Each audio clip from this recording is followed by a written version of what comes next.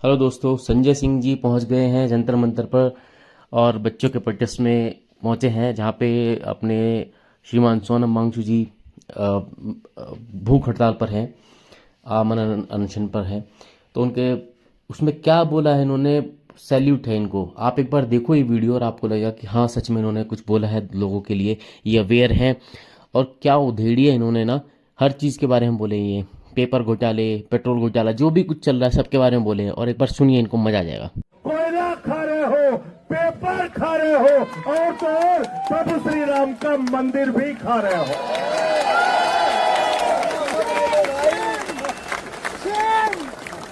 मैं बड़ा हैरान था कि सब कुछ तो खा गए, अब क्या खाएंगे। मेलोडी कोयला खा गए, गैस खा गए, बिजली खा गए, पानी खा गए, सड़क खा गए, पुल खा गए, जहाज खा गए। अब पेट्रोल खा रहे हैं, उसमें कह रहे हैं एथेनॉल मिला के गाड़ी खाएंगे। गाड़ी खा रहे हैं, स्कूटर खा रहे हैं, बस खा रहे हैं। मैं सोच रहा था सब खा गए, अब क्या खाएंगे। कहने लगे संजय सिंह जी गलत फहमी मत पालो, अब हम प्रभु श्री राम का मंदिर खाएंगे, वहां का चंदा खाएंगे। चंदा लूट रहे हैं, चंदा चोरी कर रहे हैं। तो मैं ये कहना चाहता हूं, जिन्होंने भगवान को नहीं बख्शा वो ना तो राम के हैं, ना आप के हैं, ना किसी काम के हैं।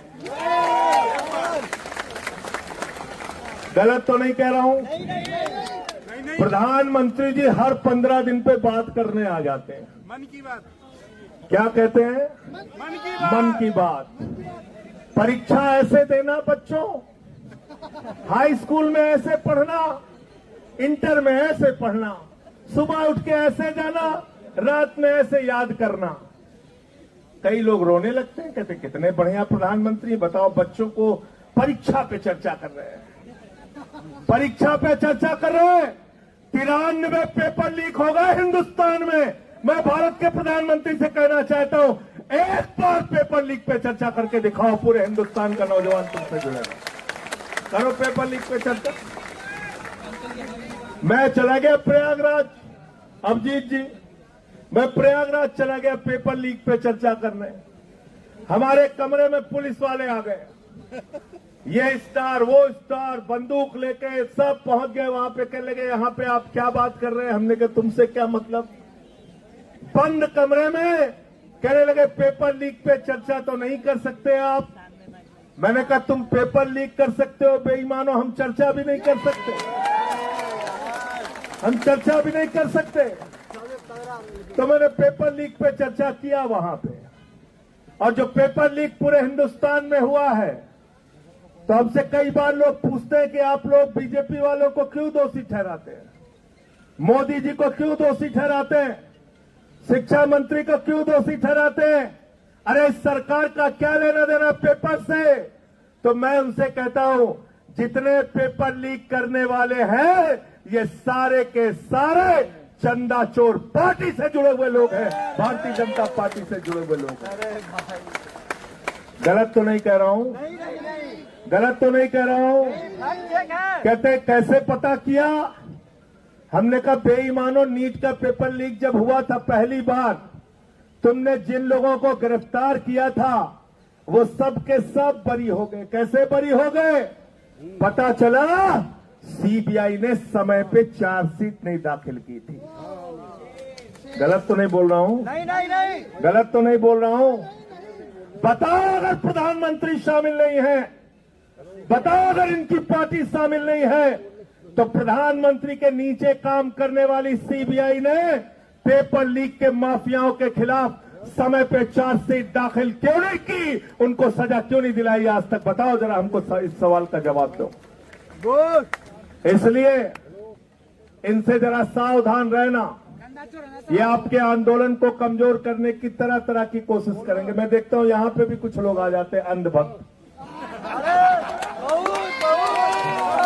आते नहीं आते हैं, बीच में उलझाने के लिए, हिंदू मुसलमान करने के लिए। कहते हैं कि नहीं कहते हैं? उनसे ये कहना, जितने स्कूल बंद हुए हिंदुस्तान में, 1 लाख सरकारी स्कूल बंद हुए, 1 लाख सरकारी। कौन पढ़ता है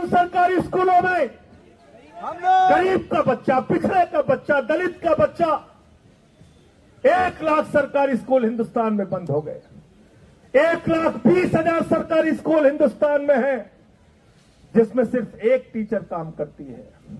90,000 सरकारी स्कूल हिंदुस्तान में ऐसे हैं जिसमें बच्चियों के लिए टॉयलेट का इंतजाम नहीं है। इस देश में हजारों लाखों सरकारी स्कूल ऐसे हैं जहां पे मिड डे मील में बच्चों को नमक रोटी खाने के लिए दी जाती है, उनके चावल में कीड़े पड़ जाते हैं। मैं पूछना चाहता हूं, हिंदुस्तान के अंदर लोगों को बांटने वाले लोगों, बताओ, जो नारा लगाते हो जिस हिंदू का खून न खोला, इन बच्चों के स्कूल बंद होने पर तुम्हारा खून क्यों नहीं खोलता? क्यों नहीं तुम सड़कों पे आते हो पेपर लीक के सवाल पे? और जंतर मंतर पे समर्थन करने के लिए आओ और इनका साथ दो नौजवानों का। और 20 तारीख से संसद शुरू होने जा रही है। मैं आज इस जंतर मंतर से देश के प्रधानमंत्री को कहना चाहता हूं, जो सोनम वांगचुक का मुद्दा है, अभिजीत दुबे का मुद्दा है, हिंदुस्तान के करोड़ों नौजवानों का मुद्दा है, उस मुद्दे का समाधान जल्दी से कर दो, वरना 20 के बाद देश की संसद को चलने नहीं देंगे। आपके खिलाफ लड़ाई लड़ने का काम करेंगे। और विकास जानते हैं, हम तो ऐसे ही बदनाम है। ये लोग 3 काला कानून लेके आए थे, मैंने माइक तोड़ दिया। जिस माइक से वो काला कानून पास करने जा रहे थे, मैंने माइक तोड़ दिया, मुझे उठा के सस्पेंड कर दिया। भाजपा नाराज हो गए, कहने लगे देखिए संजय सिंह ने माइक तोड़ दिया, माइक तोड़ दिया, माइक तोड़ दिया। मैंने कहा बेईमानो, तुमने किसानों की हड्डियां तोड़ी है, मैंने तो सिर्फ माइक तोड़ा, ये काला कानून वापस ले लो। नहीं माने हमारी बात। 1 साल तक आंदोलन चला और 1 साल के बाद भारत के प्रधानमंत्री सामने आए, कहने लगे हमारी तपस्या में कमी रह गई है, हम एक तो इतना रोंधा प्रधानमंत्री आज तक दुनिया के किसी देश में नहीं हुआ। हर बात पे बेचारा रोने लगता है। कोरोना में लोग मर जाएंगे, उसके बाद रोने लगेगा आके। हर बात पे रोने लगता है प्रधानमंत्री हमारा। ऐसा प्रधानमंत्री है, चुनाव में गए उत्तर प्रदेश में, कहने लगे उत्तर प्रदेश के लोगों भारतीय जनता पार्टी को वोट दे दो। लोगों ने पूछा साहब क्यों वोट दे दें? बोले तुम्हें कोई चिंता करने की जरूरत नहीं है। बोले साहब क्या क्या करोगे? तो देश का प्रधानमंत्री क्या कहता है, जरा ध्यान से सुनना। भारत का प्रधानमंत्री उत्तर प्रदेश में स्कूल बनाने के लिए नहीं कहता, अस्पताल बनाने के लिए नहीं कहता, सड़क बनाने के लिए नहीं कहता, रोजगार देने के लिए नहीं कहता, फैक्ट्री लगाने के लिए नहीं कहता, पेपर लीक रोकने के लिए नहीं कहता।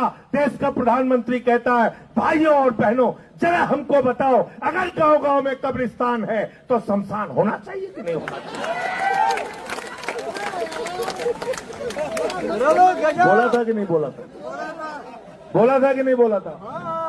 गलत तो नहीं कह रहा हूं? नहीं, रिकॉर्ड में है। जिस देश का प्रधानमंत्री बच्चों के स्कूल की चिंता नहीं करता, अस्पताल की चिंता नहीं करता, रोजगार की चिंता नहीं करता, तुम्हारे भविष्य की चिंता नहीं करता, जिस देश के प्रधानमंत्री का मकसद गांव गांव में शमशान बनाने का है, वो तुम्हारा भला कभी नहीं कर सकता, याद रखना। वो शमशान में लेटाने का काम कर सकता है। अब उसके चेले हैं, कहते हैं विश्व गुरु है, 56 इंच का इनका सीना है। मैंने कहा भाई 56 इंच का इंसान का सीना नहीं होता, जानवरों का हो सकता है। ये पहले कहना बंद करो, ऐसे प्रधानमंत्री का अपमान मत करो, ये गलत बात है।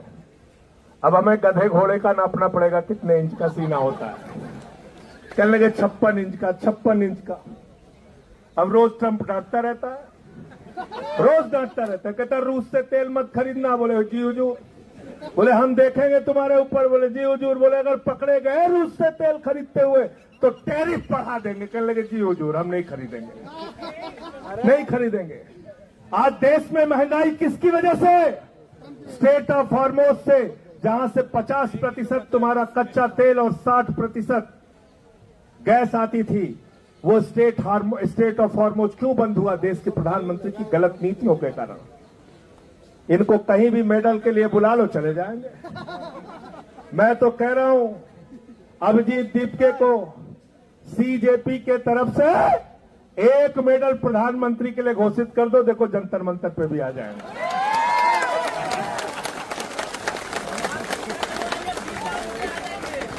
घोषित कर दो 1 मेडल, पेपर लीक मेडल, कोई भी नाम रख दो, आ जाएंगे लेने के लिए। अभी कहीं गए थे, कौन से देश में गए थे? सेशल्स में गए थे। 1,15,000 की आबादी है वहां पे। उसी दिन उन्होंने मेडल बनाया, उसी दिन पहना दिया, प्रधानमंत्री चले आए वहां। इजराइल चले गए 3 दिन पहले युद्ध के। तो भारत के प्रधानमंत्री, उनको पूरी दुनिया में घूम घूम के चिंता है। देश में हिंदू मुसलमान करके लोगों को बांटने की चिंता है। देश के अंदर नफरत फैला के अपने वोट की राजनीति करने की चिंता है। लेकिन पेपर लीक कैसे खत्म हो, इस बात की चिंता अगर प्रधानमंत्री को नहीं है, तो मैं पूरे देश के नौजवानों को आह्वान करना चाहता हूं फिर से एक बार कि एक तरफ 59 साल के हमारे सोनम वांगचुक हैं और दूसरी तरफ हमारा ये भाई, ये नौजवान साथी अभिजीत दीप्ते हैं। इनके कंधे से कंधा मिलाने के लिए आओ। हमारा ये रंगा भाई है, इनके साथ दो। हमारे एक एक जितने भी साथी हैं इस जंतर मंतर के आंदोलन में, मैं सर झुका के आप सबको नमन करता हूं, आपके हौसले को नमन करता हूं और यकीन दिलाना चाहता हूं कि सिर्फ बातों में यकीन मत रखना। यहां पे बहुत सारे लोग आएंगे, बोलेंगे और चले जाएंगे, लेकिन हम आपके लिए करते क्या हैं उसके ऊपर पूरी नजर रखना। अगर संसद चली और हमारी और जॉन ब्रिटास की आवाज वहां पर सुनाई नहीं दी, तो सवाल हमसे भी करना। और जो लोग आके यहां पर बड़ी बड़ी बातें करेंगे, सवाल उनसे भी करना। वो शख्सियत आपके बीच में है सोनम वांगचुक जी, जिन्होंने लद्दाख के अधिकारों के लिए लड़ाई लड़ी। हम लोगों की फोन पे उस समय कई बार बातें होती थी। 16 दिन का अनशन इन्होंने किया, 21 दिन का अनशन इन्होंने किया, कई 100 किलोमीटर की पद यात्रा इन्होंने की। आप लोगों ने कई देश के कई हिस्सों में जाके आंदोलन किया, नौजवानों की आवाज उठाई। इस आवाज को कमजोर मत होने देना। आपके सिर्फ जंतर मंतर पर बैठने से पूरी सत्ता कहीं न कहीं हड़बड़ाई, बौखलाई और डरी हुई है। और डरपोक लोग ये सिर्फ पुलिस के भरोसे अपनी छाती चौड़ी करके घूमते हैं। मैं पुलिस के जवानों से भी कहना चाहता हूं। हमारे बीच में हरेंद्र यादव हैं, यहाँ पे हरेंद्र यादव जी हैं और हमारे साथी हैं। ये सेना में इन्होंने कई वर्षों तक भारत की सेवा की है। मैं आप लोगों से भी कहना चाहता हूं, पुलिस के जवानों से, मैं पुलिस के अधिकारियों से भी कहना चाहता हूं, तुम्हारे बच्चे भी पेपर लीक से परेशान हैं। तुम्हारे बच्चों का भी पेपर लीक होता है। अगर सरकार डंडा मारने को कहे तो डंडा सड़क पे चला के तोड़ देना, बच्चों के ऊपर मत चलाना। ऐसा किया था, एक जमाने में किया था। जब इस देश में आपातकाल लगा था तो उसके खिलाफ जब नौजवानों ने आंदोलन किया था तो पुलिस के लिए नारा लगता था, ये अंदर की बात है, पुलिस हमारे। तो इसलिए आप लोगों को फिर से एक बार आपके आंदोलन को हृदय की गहराइयों से बधाई देते हुए, आपके आंदोलन को नमन करते हुए, इस भरोसे के साथ कि इस सरकार को आपके आगे झुकना पड़ेगा, आपकी बात, आपकी मांगों को मानना पड़ेगा, मैं अपनी बात को यहीं पे समाप्त करता हूं और चंदा चोरों के लिए एक लाइन कह के अपनी बात को खत्म करूंगा कि ये अमन बिक रहा है, चमन बिक रहा है। अमन बिक रहा है, चमन बिक रहा है, गरीबों के तन का कफन बिक रहा है, बाजारों में राधा का तन बिक रहा है। यारो बुरा न मानो तो कह दो, इन बेईमानों के हाथों वतन बिक रहा है, इन बेईमानों के हाथों वतन बिक रहा है। इस वतन का सौदा करने वाले लोगों से आपको ये लड़ाई लड़नी है।